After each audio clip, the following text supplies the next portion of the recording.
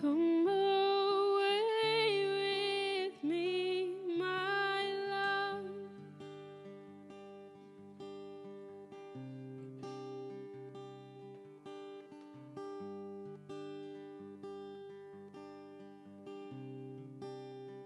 Under your mercy, come and wait till we are standing face to face.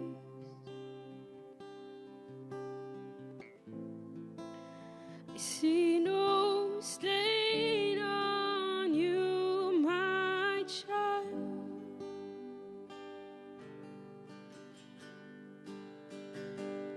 You're beautiful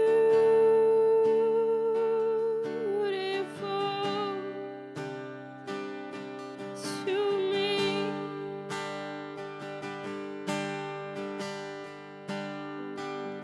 So beautiful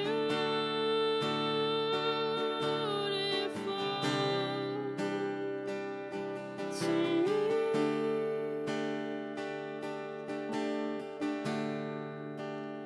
I sing of you, so lovely.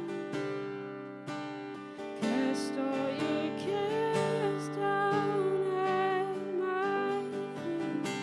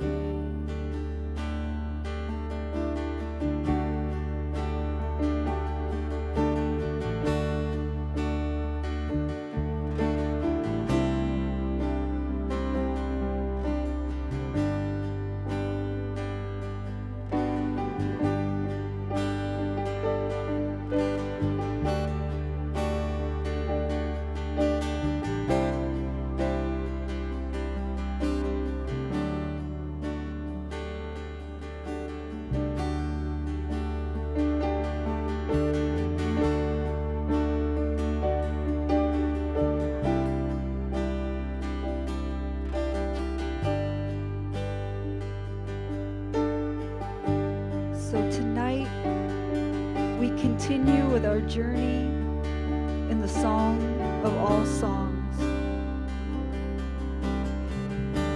And we'll continue on in chapter 5. We left off last week in the journey in chapter 5, verse 1. And this is a time when the garden of the Shulamite's heart becomes his garden. And she all of a sudden sees her life as his garden instead of hers. There's been a shift. Jesus has an inheritance in his people. And this is a turning point in the song. In the first 4 chapters of the Song of Songs, the Shulamite focus, the bride's focus is on her inheritance. But now there's a shift, and in the last 4 chapters, it is on being his inheritance. So Jesus enjoys his inheritance in her as she lives as one who belongs to him. So there's a real sense that now she belongs to him. She is his inheritance, just not him being her inheritance. So there's a maturing process that happens, and we as the bride of Christ can take this and understand the seasons that we go through. And there's a shift in our hearts where we understand that all our life is now about him, not just about us. And so Jesus also, in this place of this maturing going on, he also wants to allow what he's cultivating in our garden and the fruit that's growing within us. He wants us to take that and feed others. So it's a place where more can, he invites at the end of 5, in the verse 5:1, it ends with saying, hey, also come and see what is going on in my bride's life, in this Shulamite's life. She now belongs to me. She now understands that I am her inheritance. And there's so much now that can feed others. And this is where we really come into that place where we're receiving and then we can give out. So that's where it ended last week in chapter 5, verse 1. And now tonight, as we start in verse 2 of chapter 5, there's a place that she's going to see Jesus in a whole nother way and experience oneness with him in a way that's very challenging. It's called the dark night of the soul. And Jesus calls her into the fellowship of suffering. And we all, every believer will be called into this at some point in our journey with him. All along, he affirms who we are and how he sees us. But there's a place of understanding the suffering heart of Jesus that brings us into full maturity as his bride. And so there's 2 tests, and we'll see this as we go along. There's 2 tests that the bride will go through, that we will go through. And that's a sense of Jesus withdrawing his presence from our lives and how we respond to that. And also where the bride is then persecuted and rejected by leadership in her life. So there's 2 points in that. And she's rejected and persecuted because of her fire and passion, and because she's all of a sudden in this dark night of the soul, and accusations come instead of encouragement, and rejection for her fire for God. Where is your God now? You know? So we're going to go through this journey, and then we see her passing the tests and going into this deeper place of humility and love, and then we journey into her response to this twofold testing. So that's an overview of where we're going tonight. And so we'll start taking part of the scripture and praying into it, and let God's Spirit continue to show us and reveal. I just pray, God, this would become very personal in each person's journey, God. This is part of the maturing of the bride. This is part of our journey with you. So I'm going to start in verse 2, chapter 5. So after this, after he has become her inheritance, after this, it says, I let my devotion slumber, but my heart for him stayed awake. I had a dream. I dreamed of my beloved. He was coming to me in the darkness of night. And the melody of the man I love awakened me. I heard his knock on my heart's door as he pleaded with me. Arise, my love, open your heart, my darling, deeper still to me. Open your heart, my darling, deeper still to me. Will you receive me in this dark night? There is no one else but you, my friend, my equal. I need you this night to arise and come with me.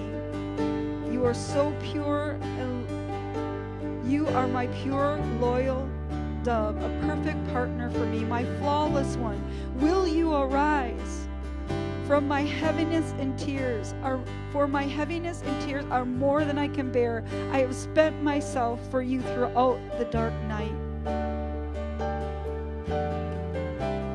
So, oh God, I can relate to this. We get this. We come to this revelation of that you are our inheritance. And then we find ourselves, after this, my devotion slumbered. All of a sudden, but my heart for him stayed awake. So our heart's awake, but our devotion is slumbered. And in that, we enter into the dark night of the soul. We're invited into the sufferings of Christ. And will you receive me in this dark night? Will you receive me in this dark night? The invitation is there. So we'll start with the invitation of our bridegroom king coming to us. There's a dark night upon you. Will you receive me in this dark night? Will you discover what I have for you in this place of suffering? Will you come with me? You are flawless. You are perfect. You're my dove. He's affirming again his affections. But he has spent his time in intercession weeping that we would be able to go through this with him, just like in the Garden of Gethsemane, where he said, will you stay awake with me? Will you stay awake with me in this time of suffering? So Lord, we listen and we enter into this invitation from you. This invitation for you. Will you go into the dark night with me?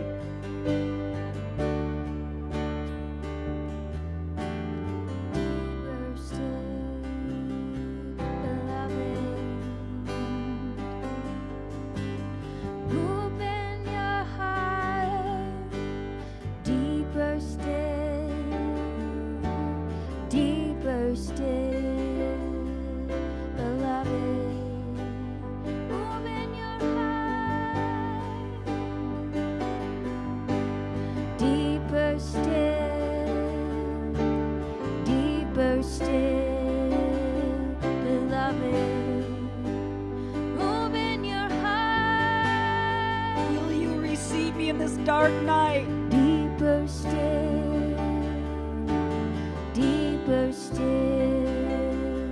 beloved. My flawless one, will you arise?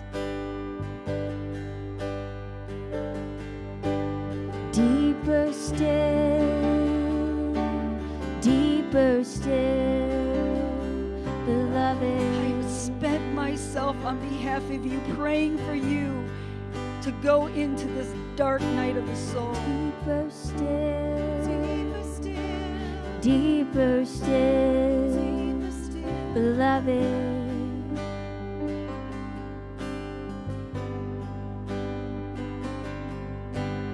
Deeper still, deeper still, beloved.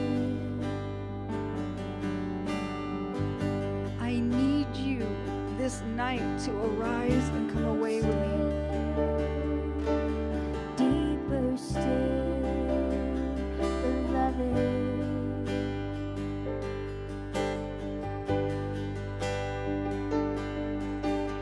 Deeper still.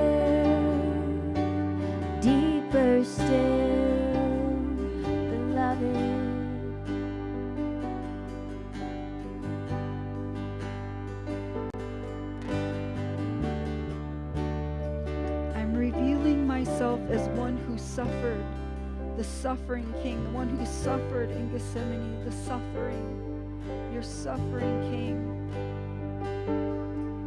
Will you join me in the fellowship of my suffering? I want you to see me and know me as the Jesus of Gethsemane. Open your heart in order to experience new depths of me. I'm knocking on the door of your heart. I'm answering your prayer for the north winds, for deeper communion and oneness with me.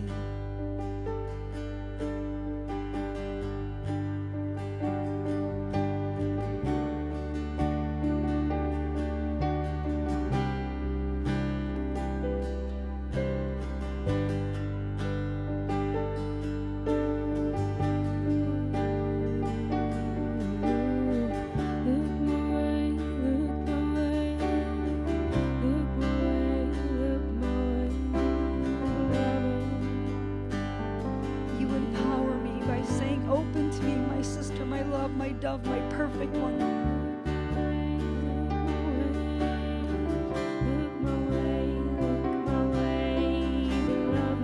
He knocks saying, open for me, my sister, my love, my dove, my perfect one.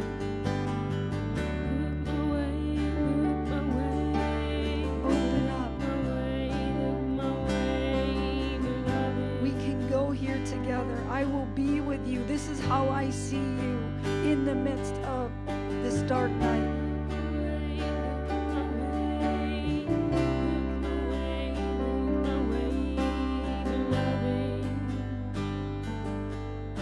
My love is tender towards you. Even in the midst of seeing and embracing suffering, my love is tender towards you. My dove, my love, my perfect one.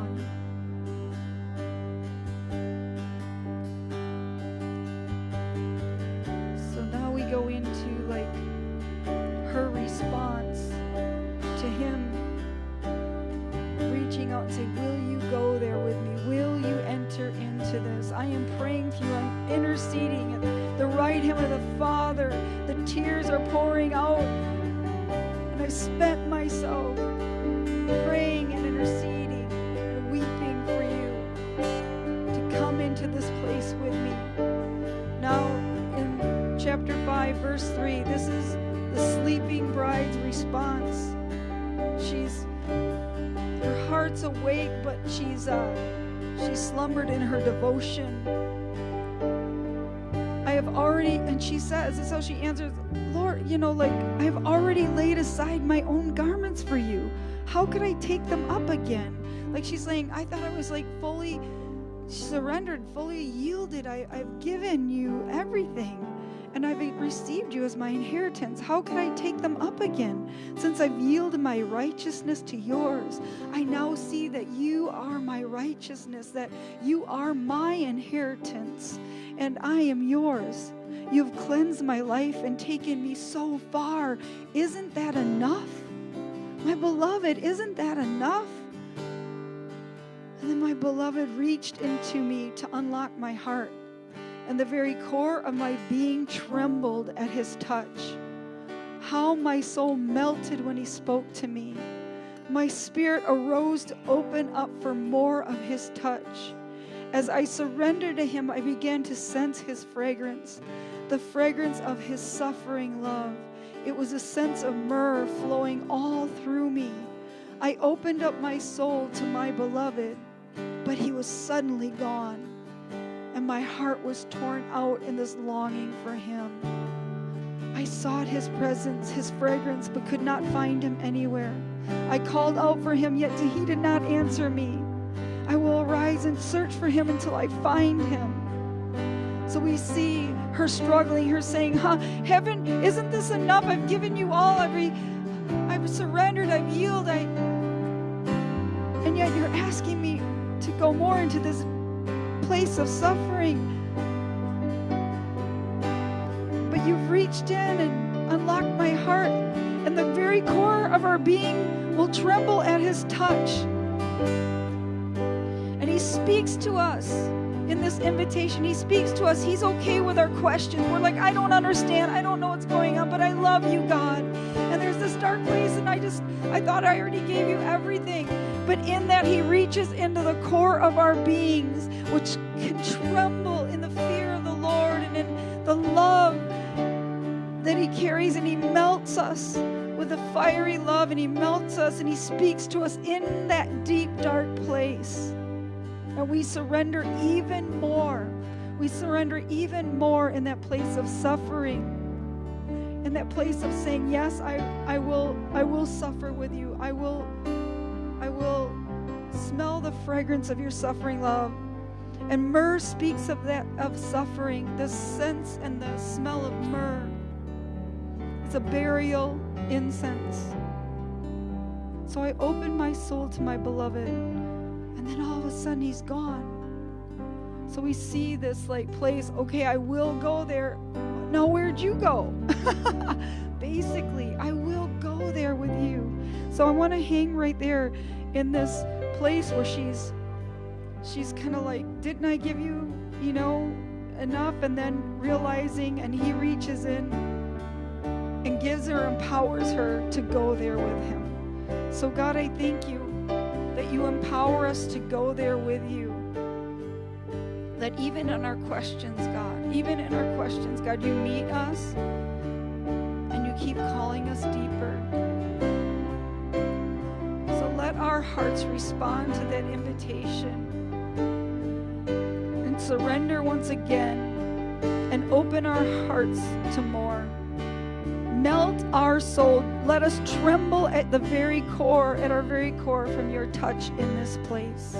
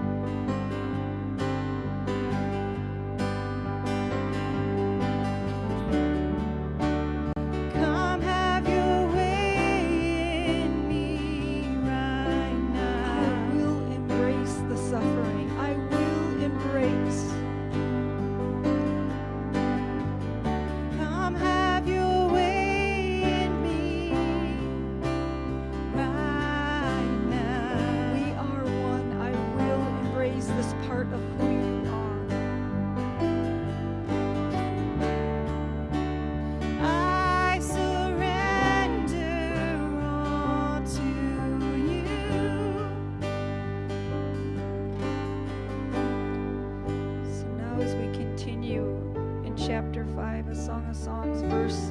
It starts with, I opened up. Now the Shulamite, the bride's like, wait a minute. I opened up my soul to you, my beloved, to go to this deep place. I opened up my soul to you, my beloved. But suddenly he was gone.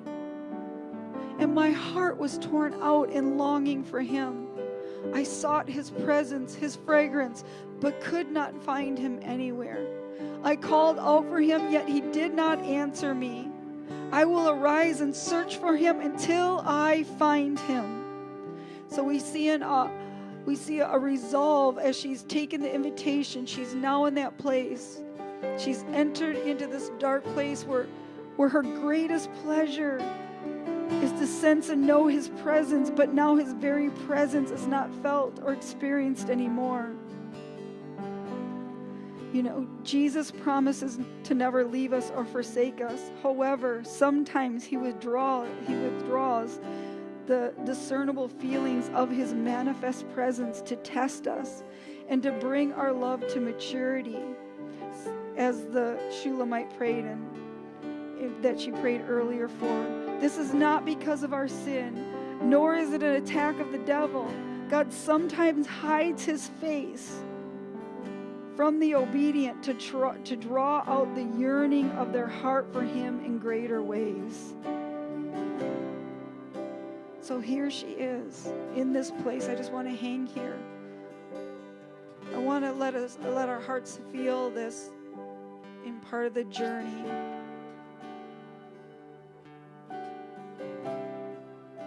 I sought his presence, his fragrance, but could not find him anywhere. I called out for him, yet he did not answer me.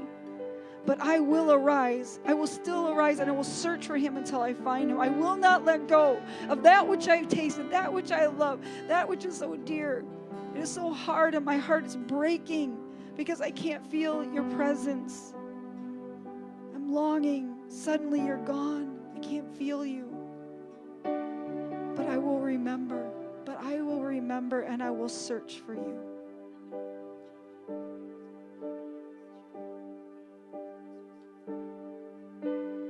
Will arise and search till I find you.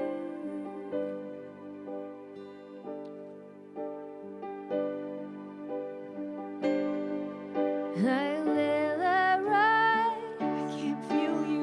And search till I find. But I know you're there.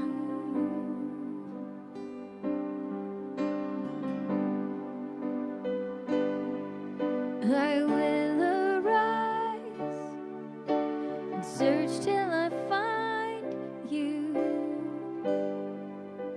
My confession of faith will remain true. I will arise and search till I find you.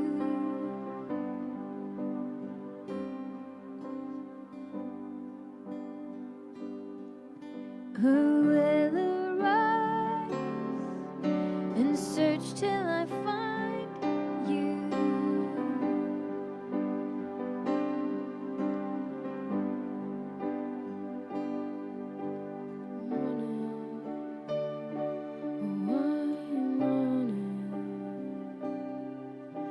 To you.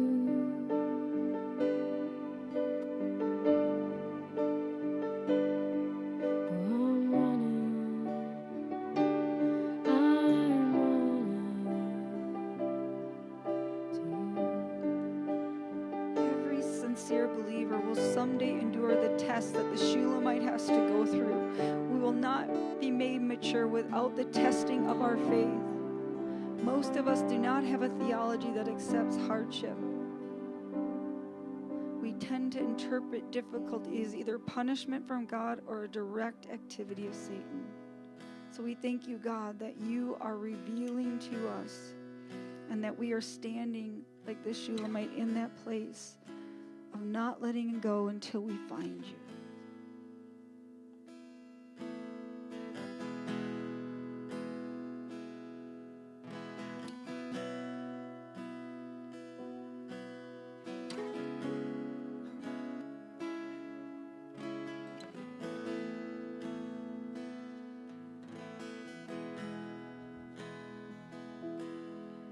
Jesus, we will. You are also a man of sorrows who is acquainted with grief. It is time for us to know your heart and share your burdens as we enter into deeper place of fellowship.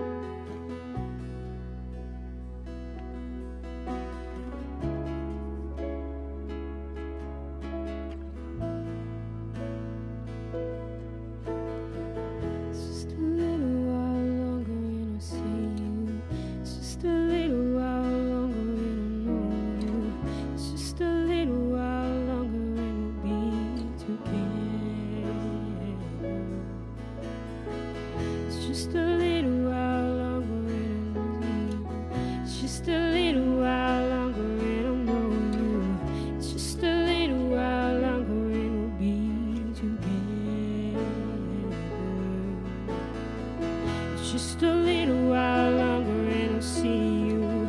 It's just a little while longer and I'll know you.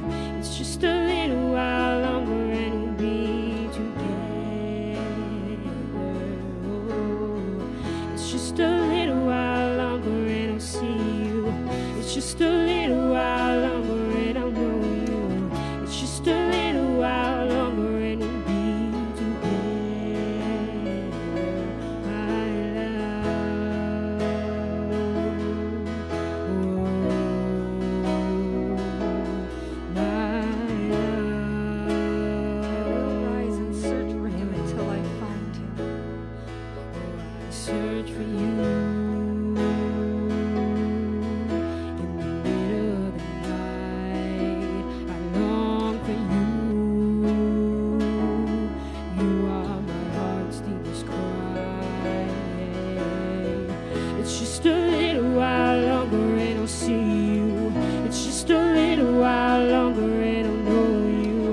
just a little while longer and we'll be together.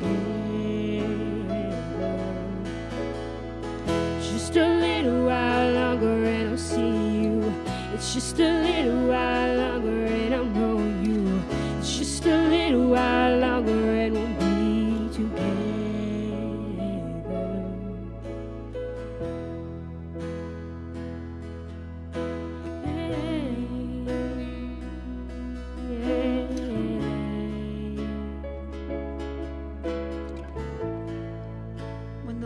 Withdraws the sense of his presence, we can lose joy while worship becomes a struggle.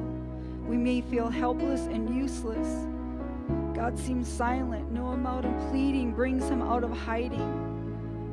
Those moments test us severely, but they bring forth fruit that will remain as we refuse the devil's voice of accusation and we are able to live under the truth that his banner over me is love, whether I feel it or not. So God, I thank you for that. So we're going to continue on with the journey as you recognize, and we know this is a struggle, but we stay saying, I will find you once again. So now we'll continue on in chapter 5, verse 7. At verse 6, she says, I will arise and search for him until I find him. And in verse 7, as I walked throughout the city in search of him, the overseers stopped me, and as they made their rounds, they beat me and bruised me until I could take no more. They wounded me deeply and removed their covering for me. Nevertheless, make me this promise, you rise me. If you find my beloved one, please tell him I've endured all travails for him. I've been pierced through by love, and I will not turn aside. I will not turn aside. So in this, you see the Shulamite. She's running through the street shouting, looking for her beloved. Where is he? I'm looking. Only to be met with angry shouts responding to her cries. The watchmen of the city come to investigate her cries. And then persecution and rejection meet her as the watchmen encounter the confused maiden. The watchmen are those in spiritual authority. They are the governmental ministries in the body of Christ. She has met the good the good watchman, the good David-type watchman in earlier chapters. In chapter 3, she met the good watchmen who are there to help her and help her find deeper intimacy with Jesus. But now she's encountered the Saul type of watchmen that are motivated by jealousy and a fear to abuse her. The jealous watchmen find her, they beat her, bruising her. Their jealousy causes them to discredit those who are in passionate pursuit of Jesus. They find others and begin to wound them with accusations and blame. God has given them a mandate to protect, but instead they use their authority in a heavy-handed way to hurt the weak and stumbling, those struggling in the dark night of their souls. They did not recognize the Shulamite as the bride of the king. This is a severe test indeed, to be persecuted by those who should protect. Rising up against her, they take away her cloak, her ministry covering, and bruise her cruelly. When those placed over us unjustly persecute us, it brings a wounding that is hard to describe. Mistreatment from friends and leaders is a test that few will escape. Even Jesus was wounded in the house of friends. What is her response in this twofold test of maturity, in facing the dark night of the soul, and now in being persecuted and rejected by those in authority? So I do want to journey into this. I want us to feel, there might be some of us in the room tonight that we have, in our passionate pursuit of Jesus, we may have already faced that place where in that passionate pursuit we're rejected or accusations come against that, especially when we're in a place of confusion. But the beautiful thing is, I just want our heart to go there. It may have happened, or if it hasn't happened, it most likely will, because this is part of the testing. This is part of the testing. And Jesus is there. He is one who's acquainted. He knows what it is to be rejected. He knows what it is to have those in authority come against him, as he brought the demonstrations of power onto the earth, as he brought forth the kingdom of heaven on earth. They accused his identity. They accused who he was. They accused the passion in his heart and the oneness with the Father. So again, as we journey into that, I just want our hearts to go there. You may have experienced it, or it may be something yet to come. But we will learn how to respond, and we will learn to see it for what it is, and we'll learn to walk through it. I walked through this city in search of him. The overseers stopped me, and they made their rounds. They beat me and bruised me until I could take no more. They wounded me deeply and removed their covering from me. Nevertheless, make me this promise, brides, to be my friends around me. If you find my beloved one before me, please tell him I have endured all travails for him. I've been pierced through by love, and I will not be turned aside.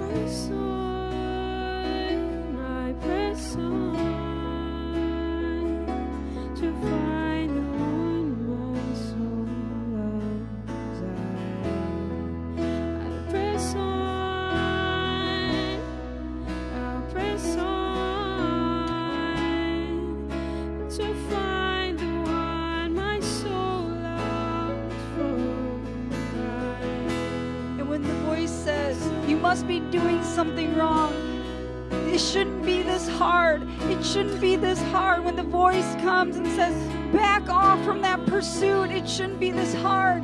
Let our hearts stay steadfast in pursuit of you. I will go to those suffering places with you. I will go to the depths that you take me to. Oh God, I will go there. I go there with you, King. And even though people come and they reject and don't understand, this is my journey with you. This is our journey together. And I will go there, and I won't turn aside for comfort or to take the easy way out. But I will go there with you. I will go there with you. I don't care if I'm misunderstood. They don't understand. They can bruise me like they bruised you, Jesus. They can accuse and they can reject. But I will pursue you.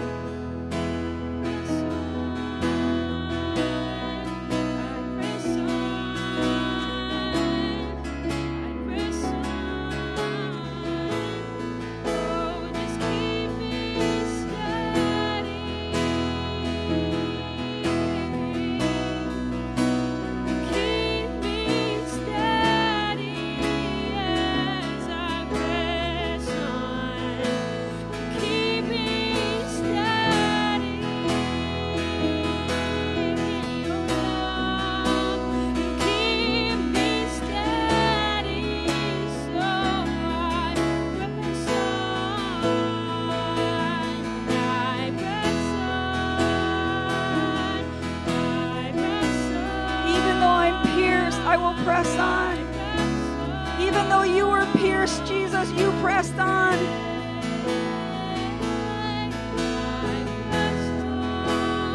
It is the narrow way.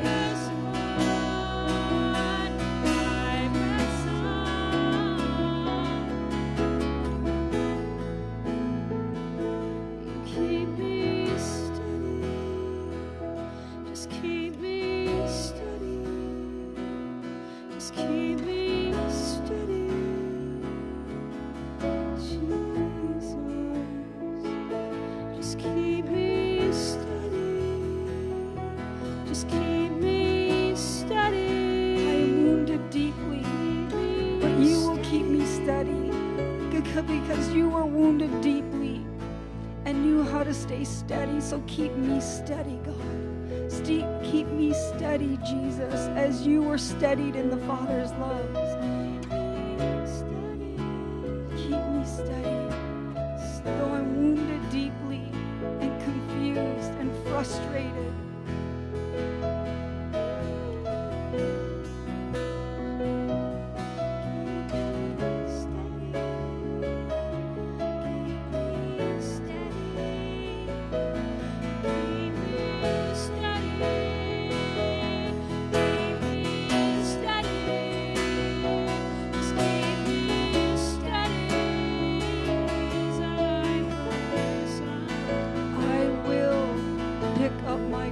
And follow you.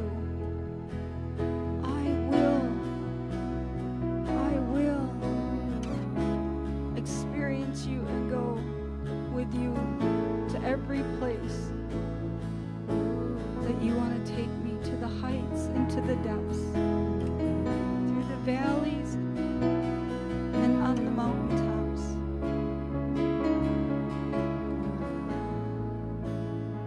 And though I've been pierced, I will not turn aside. No.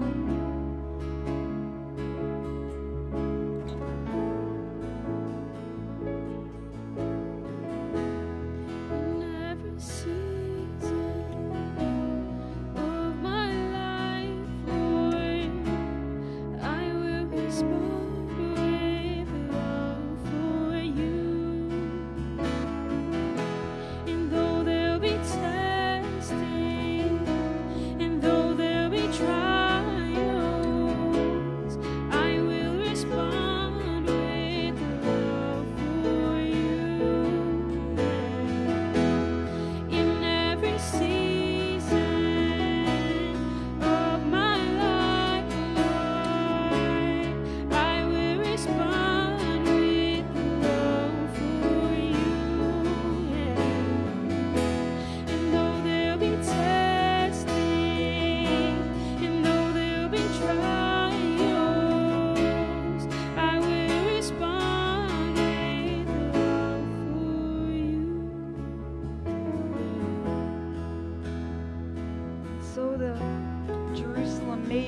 brides to be, those watching, the ones that are younger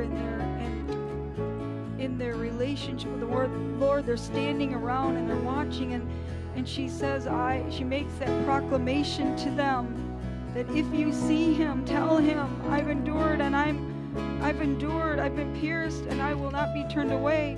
Then the people around, these brides to be, are like, what love is this? How could you continue to care so deeply for him? This is verse 9. What love is this? What love is this? You don't sense him. You're beaten. You're scarred. You're wounded, and yet you're proclaiming your love. What love is this? How could you continue to care for him so deeply? Isn't there another who could steal your heart away? We see now your beauty, more beautiful than all the others. So after this, isn't there another who could steal your heart? But all of a sudden they say, wow, now we see your beauty, more beautiful than all the others. What makes your beloved better than any other? This is about him that makes you, what is it about him that makes you ask us to promise you this? What makes your beloved better than any other? What is it about him that makes you ask us to promise you this?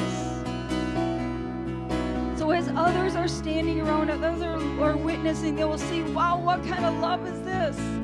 Even when you can't feel him, even when you're abused or you're bruised, you still love him, and you're still calling out for him. And what a witness that is, and what a witness that is to those around. And a new sense of beauty will be seen on the bride. A new facet of beauty will be seen by those around.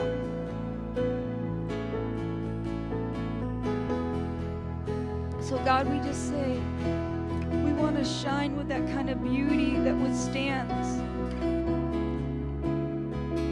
As others are looking and observing, that they would see a beauty that comes out of suffering, that they would see a beauty that comes with the testing of hearts, that they would see a beauty arising of something so special and so real. Let that be a witness. Let that be a witness. Let our life in the places of suffering be a witness. What love is this? How could you continue to care so deeply? Isn't there another who could steal your heart away? But now we see now your beauty, more beautiful than all the others. But what makes your beloved better than any other? What is it about him that makes you ask us to promise this?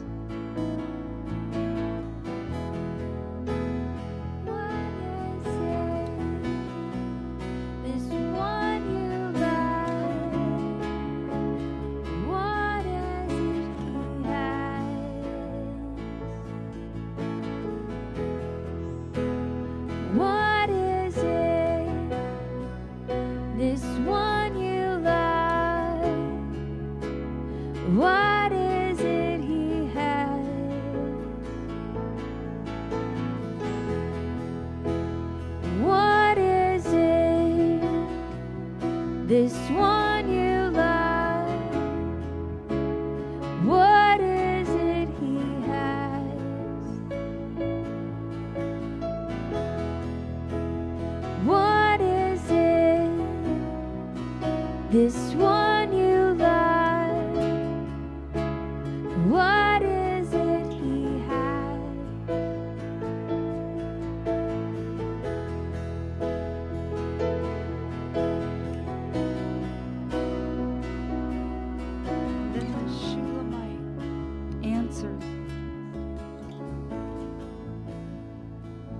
She answers in verse 10, what is this? And she said, he alone is my beloved. He alone is my beloved. She's basically saying there's none that can compare. There's nothing that compare. He alone. There are no other lovers. He alone is my beloved. He shines in dazzling splendor, yet is still so approachable. This is verse 10. He shines in dazzling splendor, yet is still so approachable. Without equal, he stands above all others, outstanding among 10,000. The way he leads me is so divine. His leadership is so pure and dignified as he wears his crown of gold. Upon his crown are letters, a black written on a background of glory.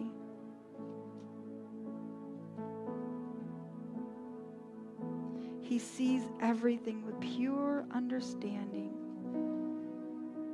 How beautiful his insights without distortion. His eyes rest upon the fullness of the river of revelation, flowing so clean and pure. Looking at his gentle face, I see such fullness of emotion. Like a lovely garden where fragrant spices grow. What a man. No one speaks words so anointed as this one. Words that both pierce and heal. Words like lilies dripping with myrrh. See how his hands hold unlimited power. But he never uses it in anger, for he is always holy, displaying his glory. His innermost place is a work of art so beautiful and bright.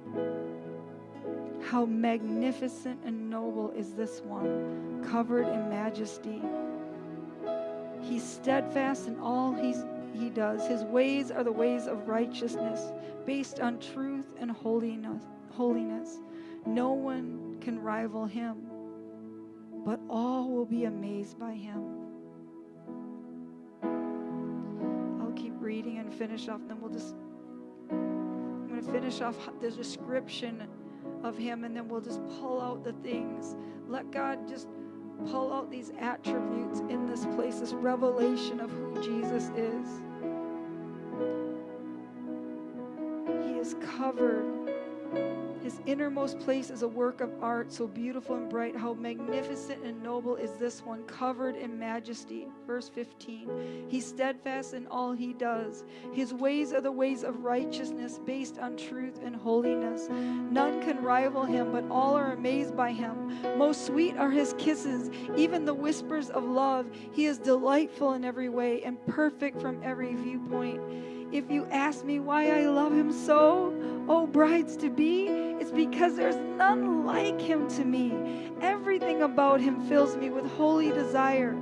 And now he is my beloved and my friend forever. And now he is my beloved and my friend forever. So here's the stunning description. Her answer to them. Do you want to know who this is? Do you want to know why I love him so, even when I can't feel him, even when I am bruised, even when I am wounded in this testing, even then, because this revelation in this journey of who he is has gone so deep that it sustains me. And let me tell you who he is. And so tonight, let our spirits again remember just how amazing he is. In verses 5, 10 through the end of chapter 5.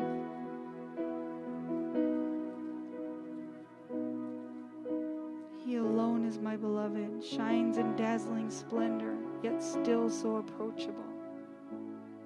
Without equal as he stands above all others, standing among 10,000. The way he leads is divine. His leadership so pure and dignified as he wears his crown of gold. Wow. He stands above all else, stands above all others, stands above all others, noble and true, stands most dazzling splendor.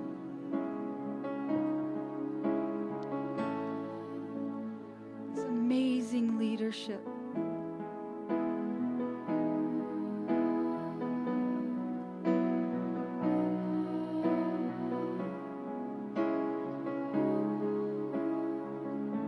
Beloved and friend,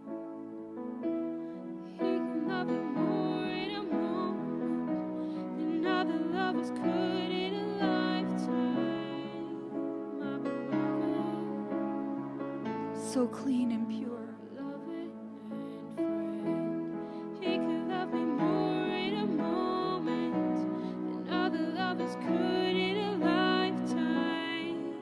My beloved, His face so gentle and full of emotion towards me. he stands alone.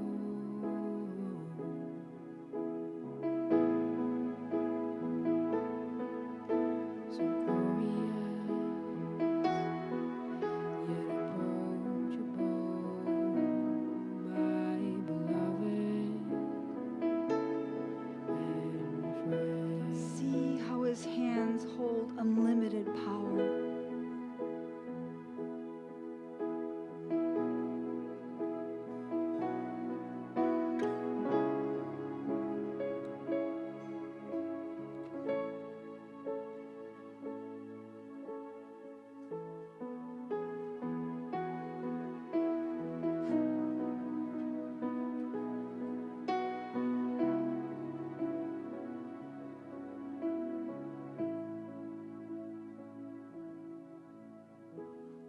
So God, let our hearts not be offended.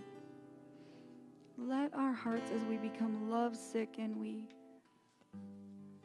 let our hearts remain teachable and in humility. When people don't understand or they're questioning or don't, God, as we are lovesick for you, let us enter into that rather than offense when we don't understand and when we're tested. And that we would remember all the attributes and all the ways that you've shown yourself so true and so beautiful in our lives. Blessed is the one who is not offended because of me. In this verse it says your hand both pierces and heals. And we have to come to that place of reconciling that in our hearts. He is a God who both pierces and heals. And let our hearts not become offended, but run deep into those places with him.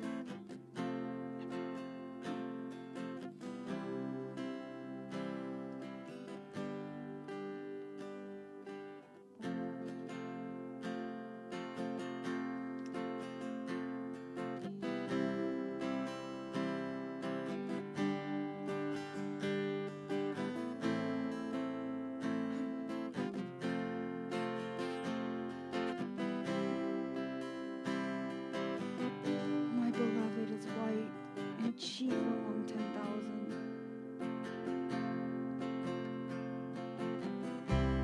Dazzling in splendor.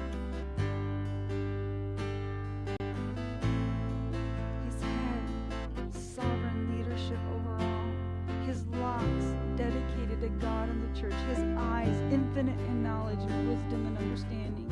His cheeks, diverse with emotional makeup. His lips, his word. His hands, his divine activity, his body, his tender compassion, his legs as he walks and administrates his purposes, his countenance, his mouth, intimacy. He is altogether lovely. He is the beloved and our friend.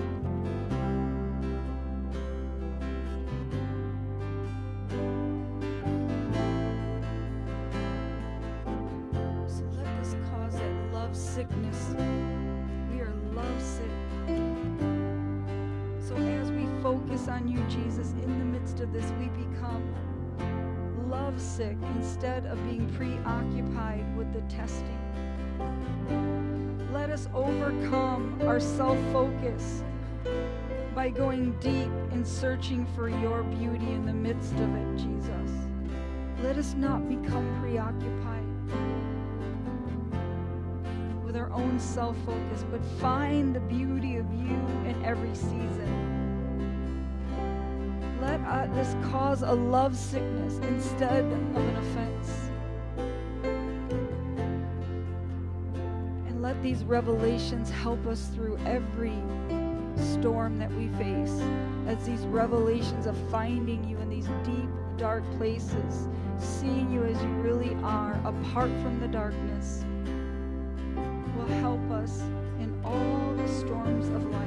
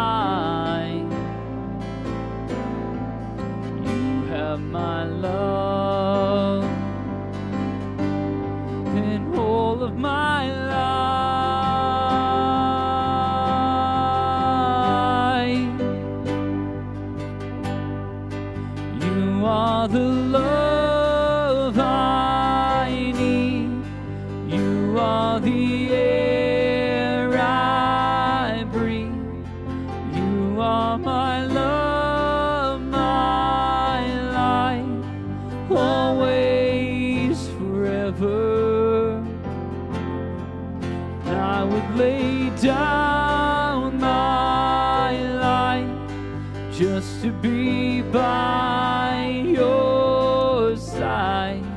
You are my love, my life, always, forever, always, forever.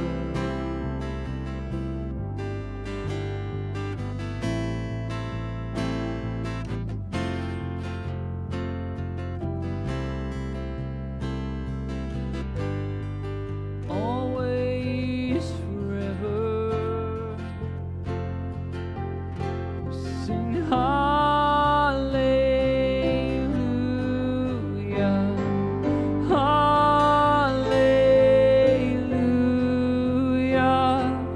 hallelujah,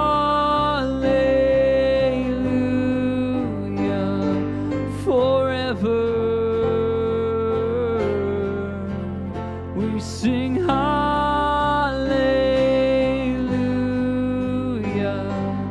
hallelujah,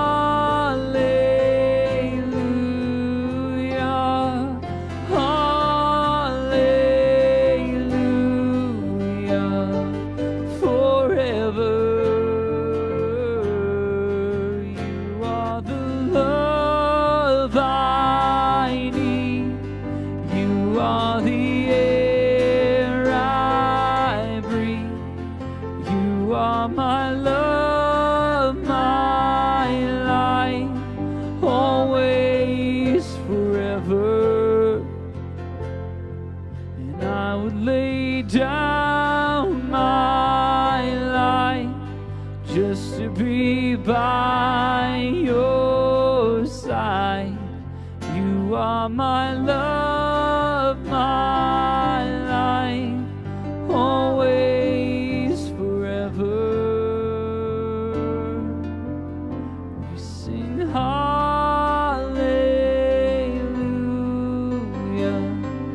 hallelujah,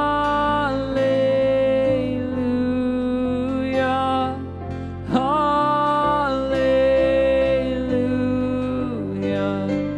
forever. We sing hallelujah, hallelujah,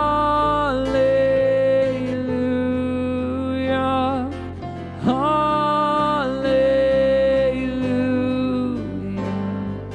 forever.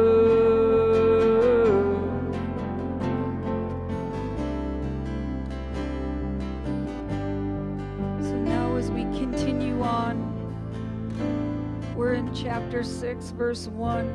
And the brides to be, the ones standing around who asked, "Who is this?" Now they're saying, "Oh, rarest of beauty." They're seeing her beauty. "Where then has your lover gone? We long to see him too. Where may we find him? We will follow you as you seek after him." Here the daughters see the bride's intimacy with Jesus and conclude that she knows something about Jesus that they do not know. Therefore they ask her a second question. "Where is your beloved, that we may seek him like you?" We want to know him like you do. We want what you have. See, the bride's answer to who he is causes the daughters to change their question from "what is he" to "where can I find him?" They are no longer content to serve Jesus at a distance. They ask the same question the bride asked in Psalm 1. Where does Jesus feed his flock?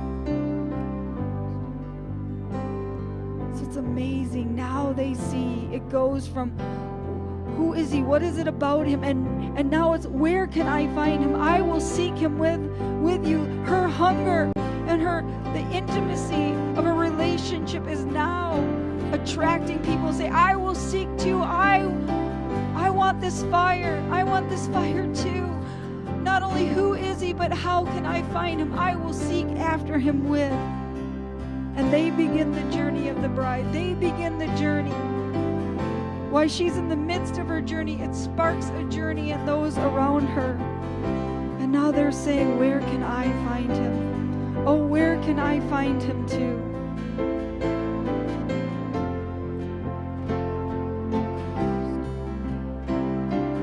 Rarest of beauty, rarest of beauty,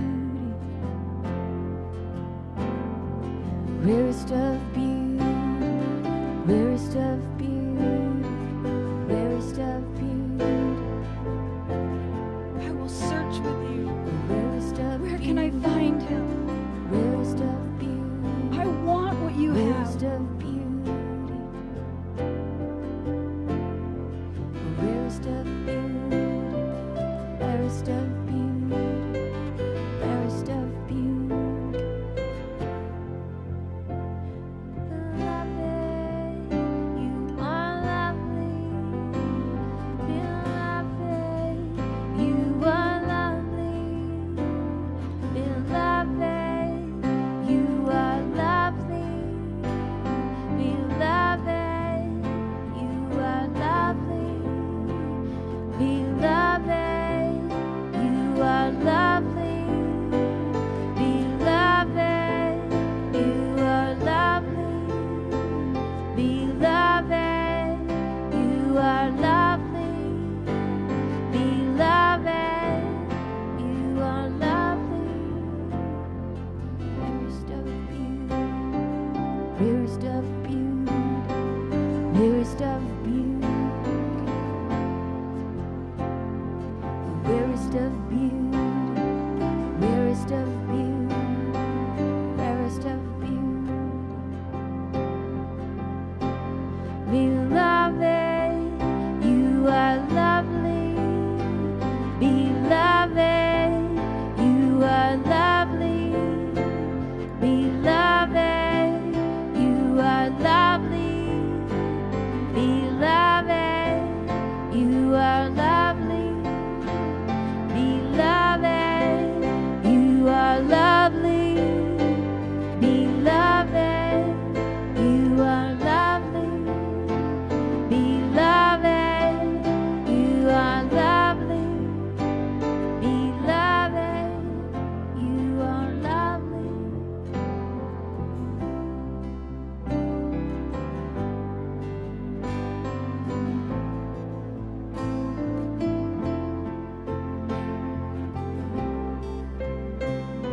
So this is amazing. The Shulamite then goes on in verse 2 in chapter 6, and she tells them where they can find him. They're like, where can I find him? I want what you have. And now she takes them and describes this intimate place that we can all have, that he makes himself so available to all who pursue him. So here's her answer to those searching. My lover, verse 2, has gone down into his garden of delight, the place where his spices grow, to feast with those pure in heart. I know we shall find him there. He is within me, and I am his garden of delight. I have him fully, and now he fully has me. It's in this garden of delight. She says, oh, I know where you can find him. Here's where you can find him. He's in the garden of delight, which is within each of us.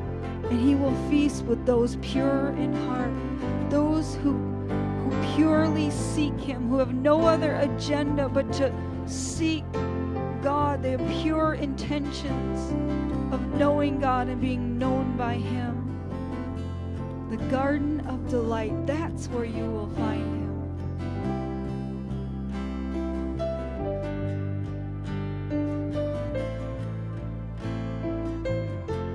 You can come into this garden of delight.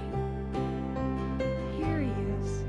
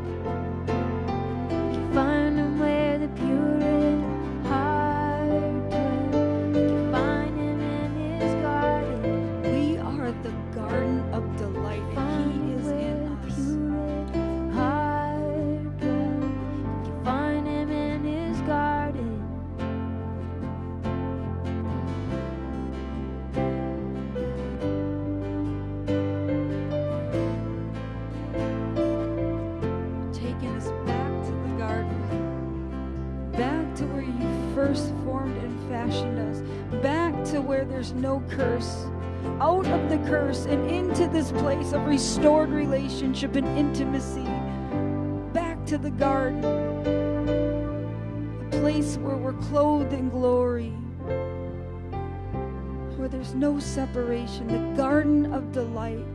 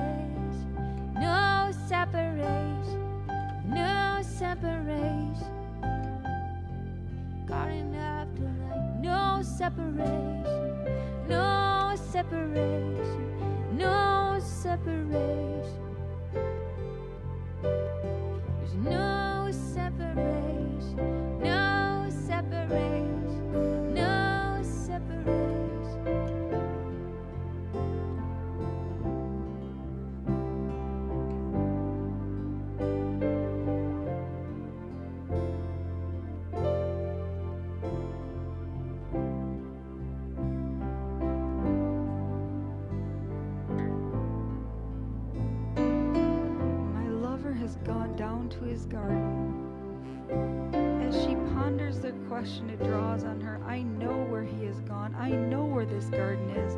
I am his garden. He is within me. The garden of the Lord is his church. Jesus is found among his people. We seem to forget in times of testing and spiritual thirst that Jesus is with his people. He longs to hang out with those who love him. He doesn't wait until we are perfect before he dwells within us. He waits until we look for him. He will be with us until the end of the age and will love us all the way through to the end. Beloved, you will find your friend in his garden, the church. This is the same answer he gave the Shulamite earlier in chapter 1. Your lover is a gardener who always is involved in making you fruitful and beautiful.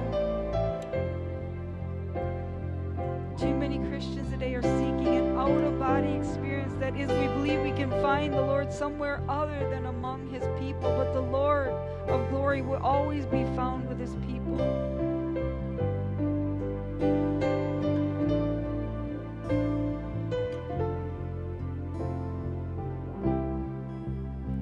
Garden is in the midst of his people. We are the church, each one of us individually and collectively, and we are the garden of his delight. So take delight in me. Take delight in me. Take delight. Come in. We thank you for you being found in the garden of delight. Take delight in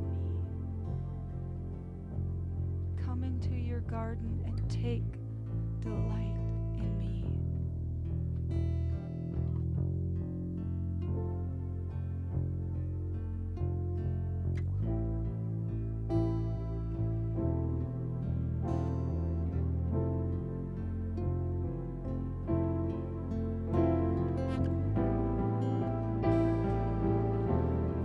Tonight, I feel as we leave this place tonight, and as this concludes our journey tonight, I ask God that we would really sense that delight, that we are this amazing garden that you delight in, and that is where others can find you and know that you are, that your delight is in us.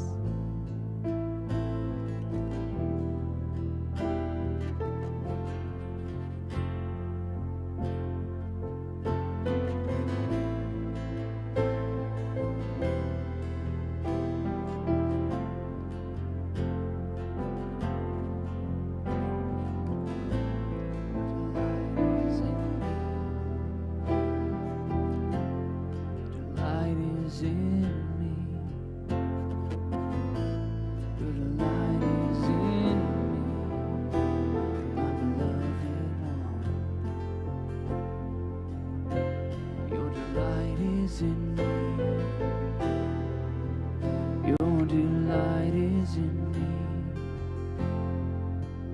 Your delight is in me, my beloved one. Oh, how I long for you, my Lord. How I long for you, my Lord. My delight is in you. My delight is in you. Oh, how I long for you. Oh, how I long for you, my beloved. Oh, how I long for you. Oh, how I long for you, my beloved. Oh, how I long for you.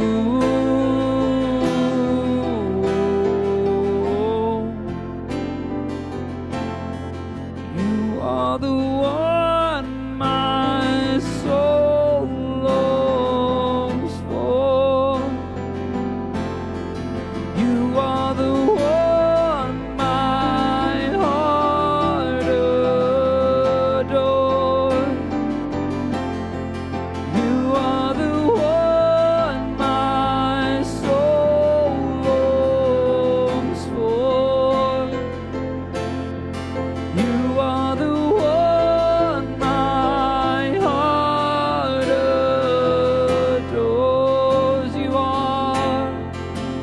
are the one my soul longs for.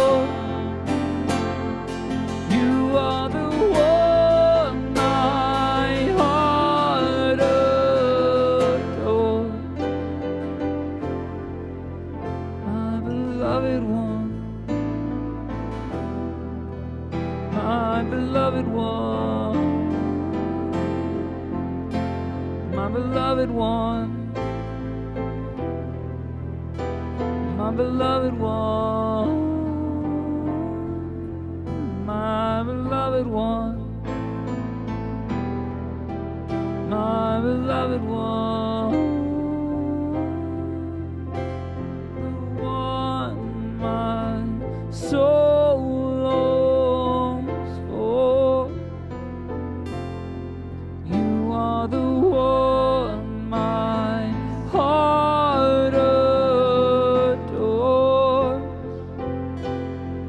You are the one my soul longs for.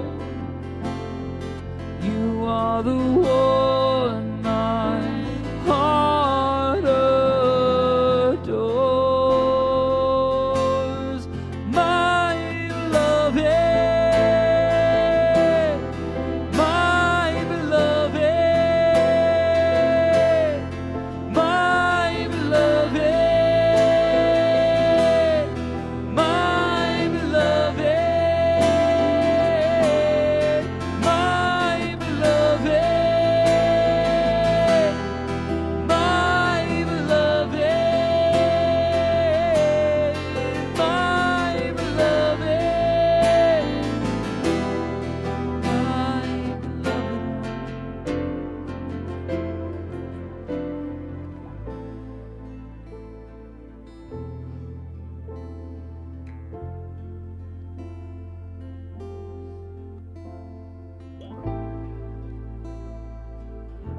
So thank you for this garden of delight. Thank you that it's a real place.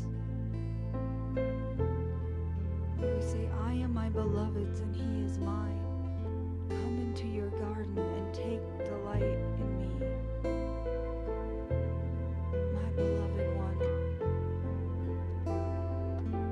Thank you for this amazing journey into your heart. An amazing journey as we come away and run with you, as we come away and let you change us and transform us.